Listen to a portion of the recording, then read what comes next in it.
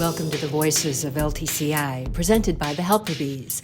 This is a podcast about the industry that's shaping the way millions of older adults are aging, focusing on stories from those who got us here and those who are carrying us forward. These are the Voices of LTCI.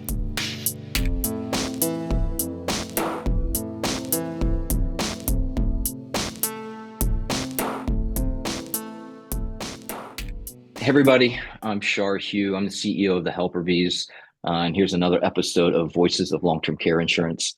Today, I'm very excited to have Karen Smyth. She's Vice President of Long-Term Care Operations for Wilton Re. I've known Karen for quite some time, since really early days in the industry, but really from afar. I've been watching you, Karen, from afar.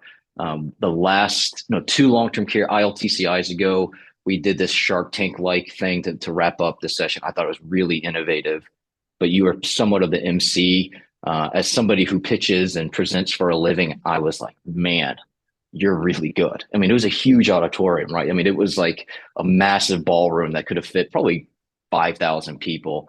Karen was really eloquent, and I distinctly, to this day, is just flagged in my mind of just a great speaker.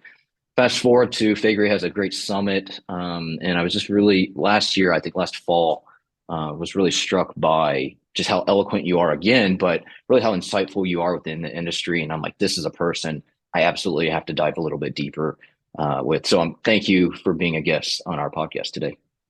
Thanks for inviting me, Char. Looking forward to it. Great. So I know you've got a lot of thoughts. I think let's kick it off by just in general, how did you get your start in long-term care insurance? Was it a carrier? Were you a provider? Did you always want to dive into this career? Did you grow up in kindergarten thinking this is the thing I'm going to do with my life? Definitely not from kindergarten. I think like many people, you look back and you wonder how you found yourself here. It wasn't anything that I specifically set out to do purposefully, but as I was, in college working or going to school, and when I had some downtime in between semesters, I worked for an insurance company that geographically was close to my home. And this company, many in the industry will know, originated as American Travelers Life Insurance Company. And I worked there, and during the summer came in, did some work for them. And I really didn't know anything about long-term care at the time. I was only there for, a couple of years, and I guess in the late, I won't say what decade that was, but I noticed that there was a position posted at Prudential for long-term care experience. And I thought, well, I like the idea of going to a larger company and seeing what they had to offer there. So I had applied for that job. And at the time, this was when Prudential was supporting the AARP group health insurance program. And the AARP group health insurance program included MedSup, Hospital Advantage, and long-term care. So that was really I think where I cut my teeth a little bit more, if you will, in the industry. Eventually that unit and the client, AARP, ended up breaking up that entity into smaller organizations. So they wanted to have a service company, one company for Medicare supplement, kind of like a TPA, if you will. And the decision was that all the employees would be rebadged. And I wasn't really happy about that either. And I thought, I'm in charge of where I work. I make the decision about who I work for. And since we had done all of this work internally at Prudential, helping AARP to bring products to the market, internally at Prudential, within the group department, they decided that they wanted to create products themselves and bring them to market. And that's where I really saw a great opportunity to get in on the ground floor of something. So I was maybe employee number 4. I was trying to think about when I joined, who was there, and there were only a handful of us. So I helped them to develop group products that were eventually filed and marketed to employer type groups, right? So true group. These programs were more or less offered on a voluntary basis. to employees and sometimes to some smaller associations where the employee would pay, the premium themselves. And this went on for quite some time. And then the individual side of Prudential said, hey, this thing that you're doing over here in the group side, we think we'd like to bring that to our agents, to our field distribution. So it was another opportunity for me to, again, start up something from nothing, which I really enjoyed, working with a great team of people there. And we created Prudential's first, second, third, fourth generations of individual long-term care policies and used that distribution network that Prudential had to sell policies out in the market. So this was maybe in the late 90s, early 2000s. And I think looking back on it, as I think about it, I think there's an industry stat, right? That in 2003, the industry sold 1 million policies. And when I think about that now, it blows my mind.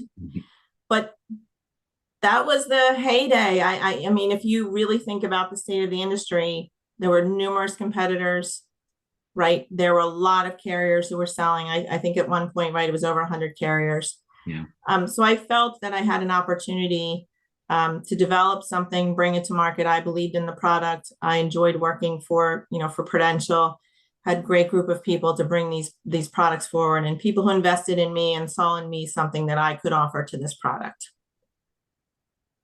That's fascinating. It reminds me of a conversation I've had with some others on the podcast, including like Jody, who had been part of product development in the late 90s, early 2000s. Mm-hmm. And then now seeing that evolve, we'll probably hit on this a few times during this episode, but how has that transition been? Have you stayed mostly on the product development side? If so, what from the late 90s and early 2000s has informed the product design today? Or have you started to now, in your role as operations, are you hitting on, well, now you're seeing some of these policies mature turning it into a claim, and seeing that entire life cycle must be really interesting or scary. I don't actually know, but just seeing how that transitions and for the different skill set needed to service the customer at really different points in their lives. So I don't know if that's been something that you've had a perspective on over the last few years. So I did come up through sort of, if you will, the compliance, product development, monitoring laws and regulations, understanding what the implications would be to the business. And I had the chance to move into that product development role. I had some good people who helped mentor me and develop that skill set, if you will. But probably not a big surprise that my days in product development were not long, looking back on it now, because eventually Prudential had made the decision to stop issuing new business. So we really weren't going to be developing any more products anymore. So leading up to that decision, I was offered the opportunity to take an active role in some of the operational aspects of the business. And when I look back on it, I do think that was a little bit of a pivotal moment for me to see what happened after the sale, right? To see what happened when eventually people went on claim, and to understand a lot of the intricacies of how you service this business. So I think having the opportunity to make the change to get involved with the claims side and policy owner services was very valuable to me. It definitely diversified my skill set and helped me get to where I am today. That's interesting. On the operational side of things, I'm sure we could talk quite a bit. I mean, how have you seen even that evolve? I mean, I'd like to say on this podcast that we've relatively new to the industry, although now, if I actually stop and think about it, I guess I got to put that to bed, because we've been in it for about 6 years. And I remember our very first ILTCI was right before the pandemic. The pandemic hit, and then we were all virtual. But how have you seen operational aspects change over the last few years? It seems to me in our short time here has been accelerated fairly rapidly, even from when we went to our first conference to now, where the adoption rate, the innovation, but even just the willingness to try new things, something that was 4 years ago was like this fringe thing, has now become more commonplace. Is that your perspective on it? I think if I, was honest, that I think for many companies, there was so much emphasis on selling, developing new products, being competitive, gaining market share, convincing the distribution channel to choose your product, that there was less emphasis on claims, because I think in a lot of carriers' minds, claims were really decades. They were really far away. We don't have to worry Forever about away, that right now. essentially. We don't have That's to right. worry about that. Yeah.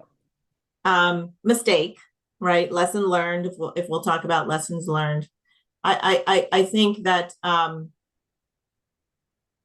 no surprise, right? Many carriers we have budgets, we have constraints about how we can spend money. And I would say sometimes operations was not always prioritized in the context of funding.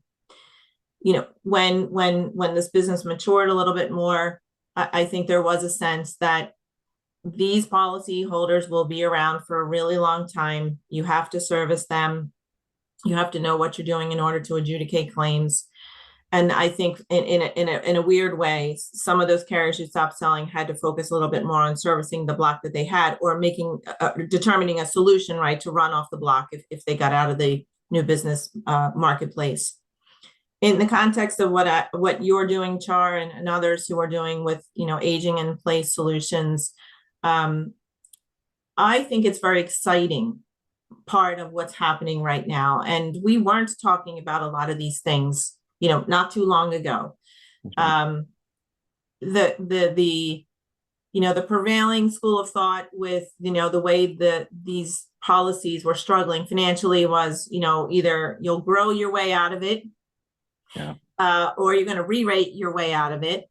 But this idea of bringing in wellness initiatives, aging in place solutions, again, wasn't really something that I think anyone contemplated. But I think I'm not going to get this quote exactly right, but I think when you talk to Rhett talked about changing the mindset from, taking the premium and paying the claim to what if we can better manage the health, if you will, or the living circumstances of our clients in order to delay the claim.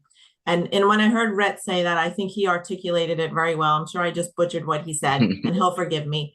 But I think that is the current mindset for a lot of carriers who are managing these blocks, right? What can we do, if you want to say bend the claim curve, or to make a difference in people's lives, or help them stay at home if that's their location of choice? These are all positive developments, I think, for the industry. Yeah. Well, that's a pretty good segue to, it feels like we're in a different phase as an industry. And that's why I think diving down with other leaders like you and hearing their perspective is so interesting. I think why people enjoy these episodes. If we rewind a little bit, are there other large milestones that you've seen across our industry, either from the early 90s or in the late 90s and that product design to this middle period for 10, 15 years? And now I think you're starting to see this another ramping up of innovation, just in a different way. Any milestone in particular that stands out to you as an industry?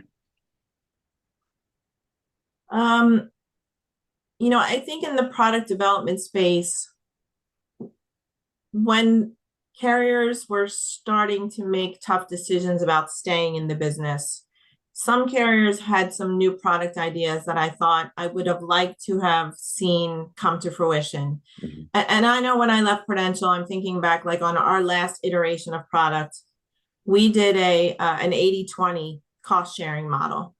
And at the time, that was revolutionary.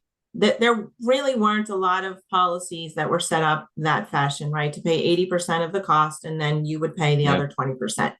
And we were eager to see how this product would be received, but more importantly, how it would perform overall, over time.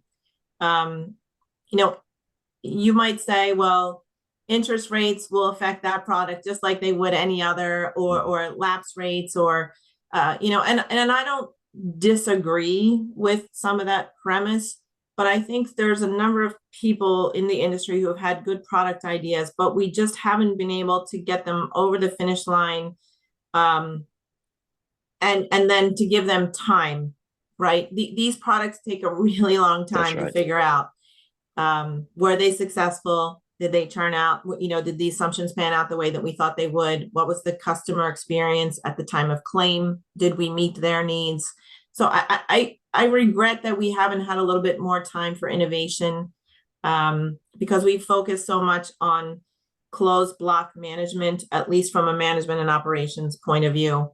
Not discounting. Yes, there are some other carriers who are out there trying to bring new stuff to the market. And this idea of combining some wellness initiatives and aging in place with new product, right? That's exciting. And I would really love to see some of this stuff take off. Wonderful. It's something that in my introduction, we talked about Wilton Re. Is there anything different as a reinsurer as you think either from operations or your role in this entire life cycle? From product to the operational aspect of claims, are you finding something different now as a reinsurer and what your focus is? Is that learning sort of a new muscle within the industry that you hadn't had to flex before? That's a nice way to put it, Char. It is a new muscle for me, and was one of the things that attracted me to coming into this position here. Had never been in a reinsurance position, had never, where I came from at the companies that I'd worked for, we had never reinsured any of our business. So this was really kind of a new way to look at the risk, and understand now from a reinsurance perspective how companies like Wilton Re and others evaluate these blocks that are out there. So I think we serve a role within the industry to help figure out if we can partner with another carrier for whom this may no longer be their core business and they need a partner and they would rather put their time, energy, assets, to use developing other products that they feel that they're good at. So it is an opportunity to look at both closed blocks, but new business as well, because there are some carriers who are seeking to diversify the risk with a reinsurance carrier. So for me, I'm still learning. Only been in the reinsurance side for a couple of years, but I'm enjoying, the breadth or the depth of this that I'm getting exposed to. And that's what it sounds like. It sounds like you're having to tap into almost everything that you've learned and sort of put it all together, which is on the product side, evaluating somebody else's product that you didn't develop, then understanding how you're going to internalize that as a reinsurer. How do you identify the risk of sort of those product decisions and then operationalize it? Were you to sort of bring them in?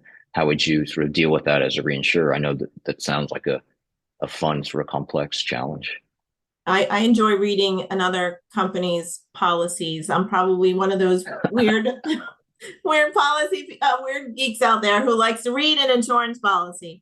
Don't publish that. I'm just joking. No, it's probably true. I think that I'll send you having mine. an outsider read your policy language to understand how someone else sees it, not the company who wrote it and created it and what they think it says.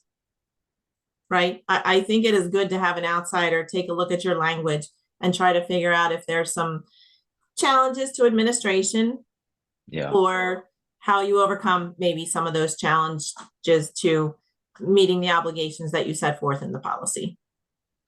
So might be funny. I wonder, have you ever read those policies?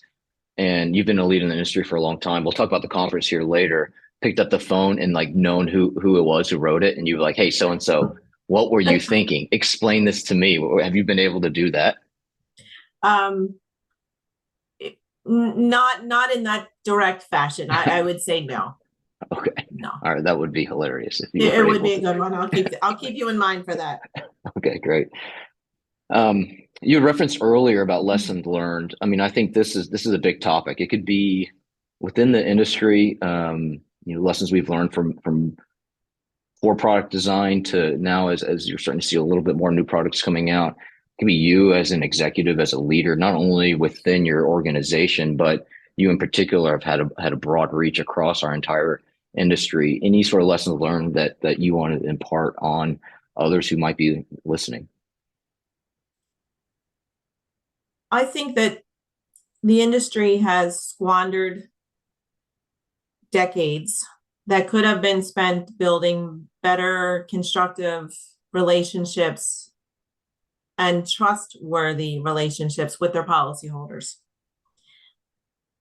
I think that when carriers had to come and start explaining rate increases, when maybe that was the first time a policyholder heard from them outside of billing and privacy notices in 15 years or longer, right? It wasn't a great way to say, oh, hey, just letting you know, we have to raise your rates. And in your side of the business, Char, where many companies would like to engage with the various carriers who are managing these blocks to try to bring some of these solutions to bear in terms of staying at home or staying well or staying active and taking care of your health. I think had there been a better track record of developing a relationship, a positive relationship with your client, that it would have set up some of these programs, pilots, interventions for success better. Because now I think there's a degree of skepticism. Yeah. Oh, you're not going to re-rate me anymore. You want me to do this. You want me to take this quiz over here. You want me to fill out that questionnaire. I think it's very easy now sitting here looking backwards to say we should have invested more time in the policyholders we had along this decades-long relationship that we had with them. So I hope that for new business carriers who are issuing new products, that they're looking for ways to stay engaged with their policyholders through the lifetime of owning that product.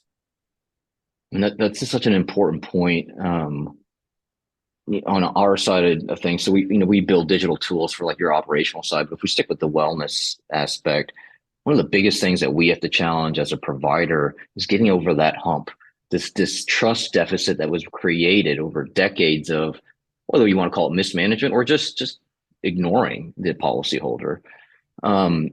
That has one of the single biggest impacts on engagement rates. And as you know, if you don't engage with a policyholder, you're not going to get their behavioral change. So Exactly. Have you seen it? I mean, this is where we have to now hit, you mentioned quizzes, like we have to just hit them with so many different ways of communicating with the policyholder, getting over that stranger danger. And it takes a really long time, but it's worth it. It's worth it once you're able to break through the policyholder, because they always have, are you going to charge me something, or what do you really want? And then, it takes 3-4 phone calls, and phone calls are a great way to hear the voice on the other line that, no, genuinely, we're just trying to help you and try to be there. But once you break through that, there's a really nice opportunity to change somebody's life. Do you feel, and is there a cautionary tale though? Do you feel like when you have talked to others in our industry, are they now hesitant because maybe some early stage pilots don't have great engagement rates, or they're not seeing really high ROI? A lot of that can be attributed to this exact issue versus the efficacy of the intervention. Do you see any backlash or potential for almost a reversal of this really fun phase we are in when it comes to innovation?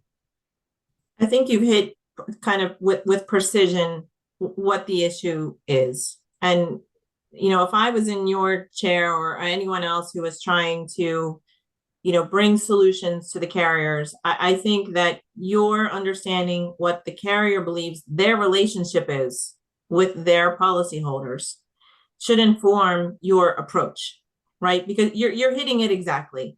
Are you engaged with them? Do you communicate with them? What is the relationship? Have you re-rated them 16 times? I'm being dramatic. But knowing and understanding that helps you appreciate what the customer's view of the carrier is. Is the only time they ever hear from you is, when you collect my premium, when you send me a privacy notice, and you have a re-rate. Is that it? Is that the sum total of our relationship? I think it's important, and I do think it's a cautionary tale.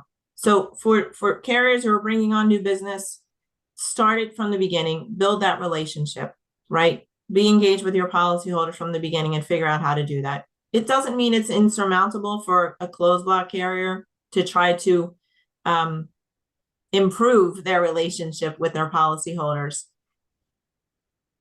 It can be challenging, but I think in the context of these programs and pilots and I think it's incumbent upon you to understand, am I going to be able to get to these people? What is their mindset, right? Yeah. What good has happened? What bad has happened in this relationship? Yeah, we'll get to the conference here right after this, but one of the great sessions last year at the ILTCI conference, I was able to participate in it and just talking about sort of the financial outcomes. And Jody and Vince helped put it on, and it was a really robust panel. One of the things I personally wanted to get across to the room is we're just starting this out, meaning you haven't interacted. We've just talked about it. We haven't interacted with our policyholders, even though great brands out there haven't done a particularly good job, if we're being honest. And so getting over that hump, getting over that trust deficit takes time. And I'm really legitimately concerned that if some of these pilots with other providers and other vendors out there don't just knock it out of the park, right? They don't hit a home run, that some carriers are like, see, this doesn't work. And then now in about a year or two, when some of these pilots have come to fruition, there's actually just this retraction. And so I think that this cautionary tale, we have to listen. We have to be patient. This is a problem that was created over decades. We're not going to solve it with one pilot with 200 policyholders, right? And so I wonder how does that resonate with you when you're managing sort of large blocks and you have this great purview across the industry? Would you echo the same sentiment of patience? Like, this will work, but we've got a lot at play in order to make it as impactful as it can be. From the beginning of any pilot or any endeavor, there has to be a clear understanding of what success means. And I guess what I mean by that is that saving claim dollars is not the only measure of success.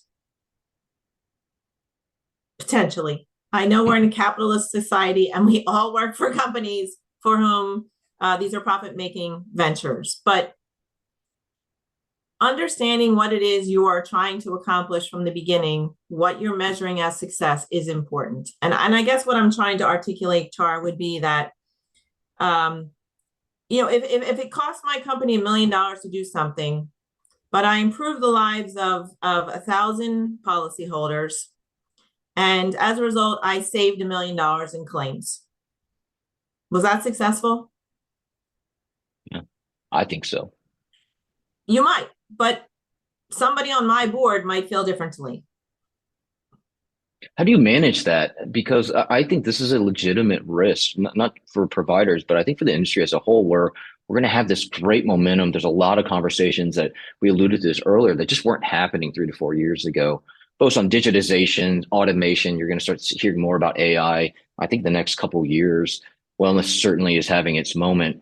But I'm legitimately concerned with board and executive level patience, because we're moving the needle on aging in place or aging in general, which took 80 years to happen, right? And so a year and a half or 2 year, even large, robustly designed pilot is going to take patience, but there's almost no way it doesn't work, because we can point to a lot of different other industries. We can point to healthcare, who's done a great job of doing a lot of great care management techniques. You can point to even the employer market, who's done a good job of being able to manage some of this risk.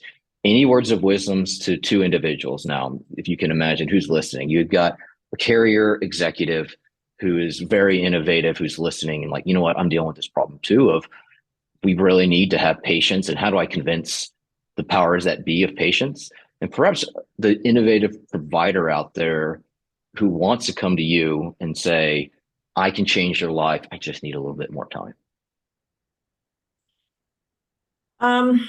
This is a hard one, Char. Of all the questions you've asked me, I personally want to know.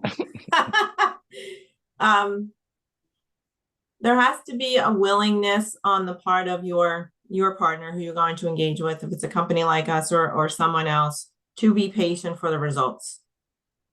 I think the financial arrangements of such a program also contribute to the degree of patience that a carrier or an entity may evaluate or be willing to provide a long leash for things to develop.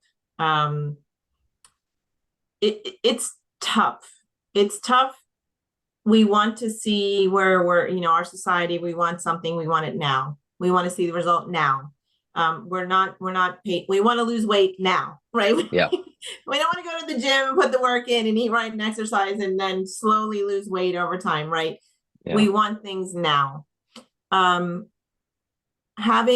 think developing a good, strong relationship with a vendor partner is foundational to what you're trying to accomplish. And I think honesty, which seems very trite to say, but what are the results showing us? Maybe they're not exactly what we thought. Maybe we need to change certain things or reevaluate a strategy.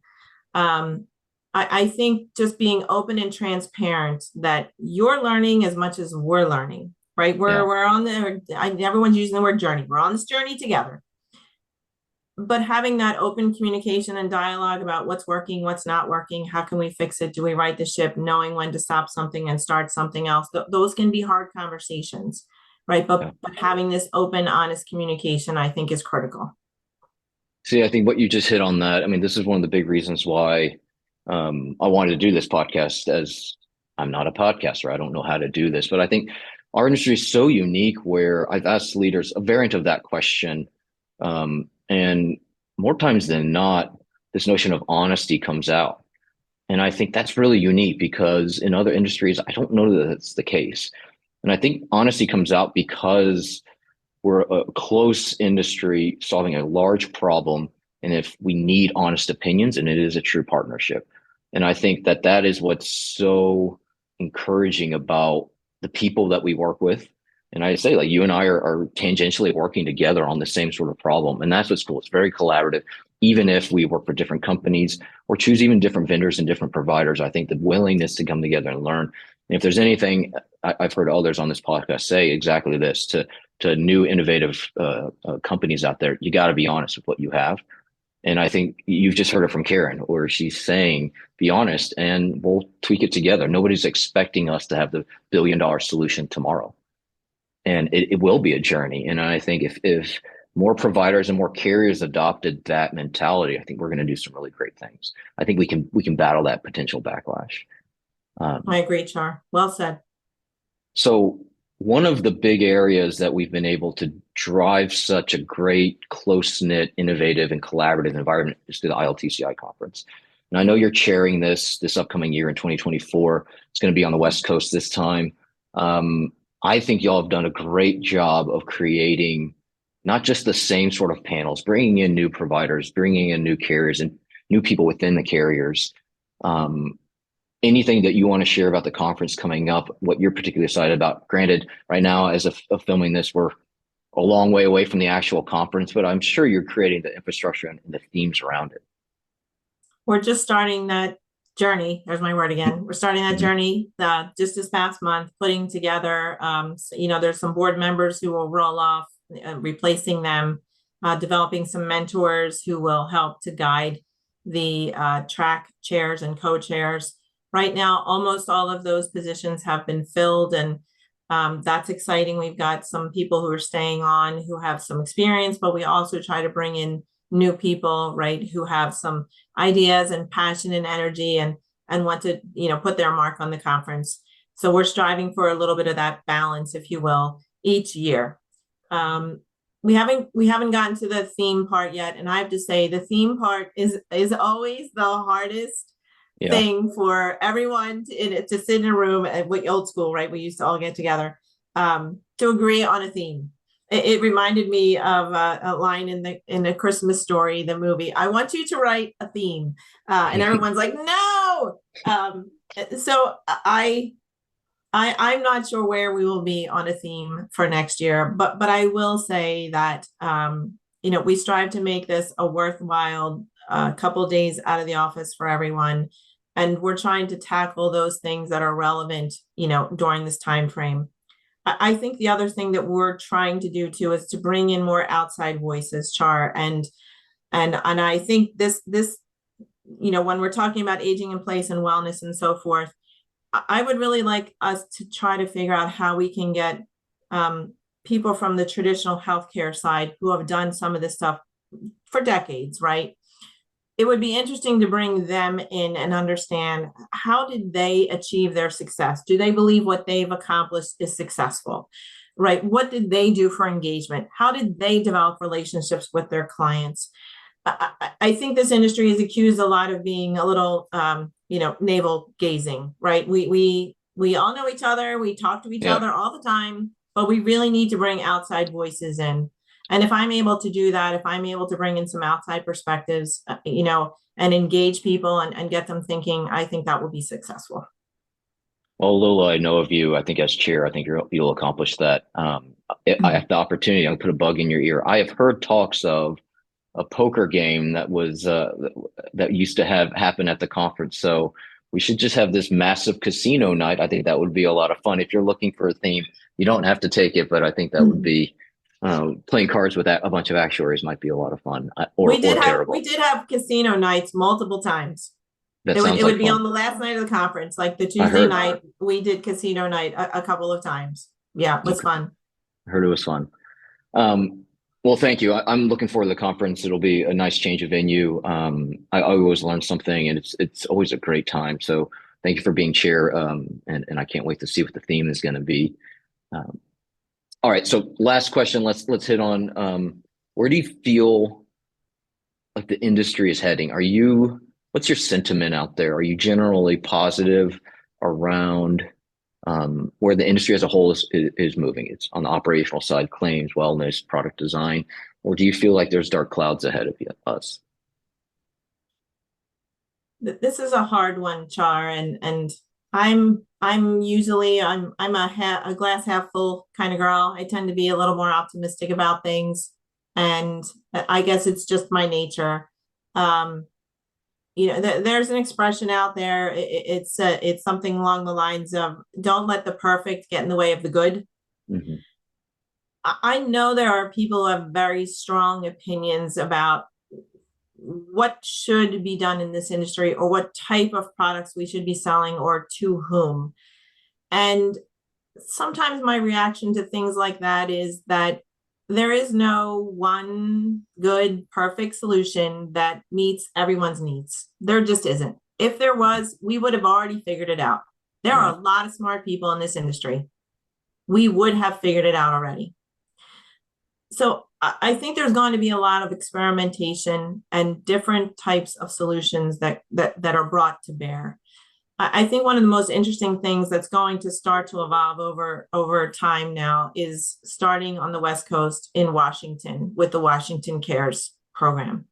Now, there's a lot of reasons to pick on this program, but what it shows me is that there are states who are willing to try a new solution, and the industry perhaps, should attempt to find a way to complement state-sponsored programs where they are trying to effectuate change within their state.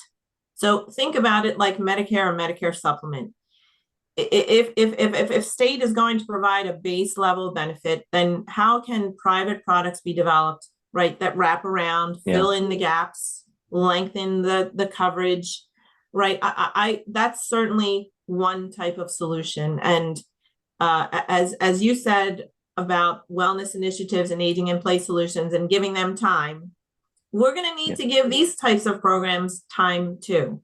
There are a number of states who are watching what happens in Washington. They've got task force going. There are states that have introduced the exact same structure, the 36.5 for this benefit, the ADLs. A lot of energy is going to be put on seeing whether this works, and if it doesn't, how can it be improved? So I think this is probably where we're heading, some sort of public-private partnership. That's one thing I believe. And then in terms of products and what is out there, maybe there will be more, quote, short-term care. Maybe there'll be the catastrophic risk is the fail-safe. Maybe it's you take care of some of your expenses with a short-term care, but if you're that Michael J. Fox, you're the guy who gets, Parkinson's, and you're the one who needs longer term care, that there's a fail safe for you. There's a backstop for you. we have to think about the different socioeconomic demographics that are out there. And I think the other thing that we're really not talking about a lot is that the generational wealth transfer that is about to take place within our country. The baby boomers control half of the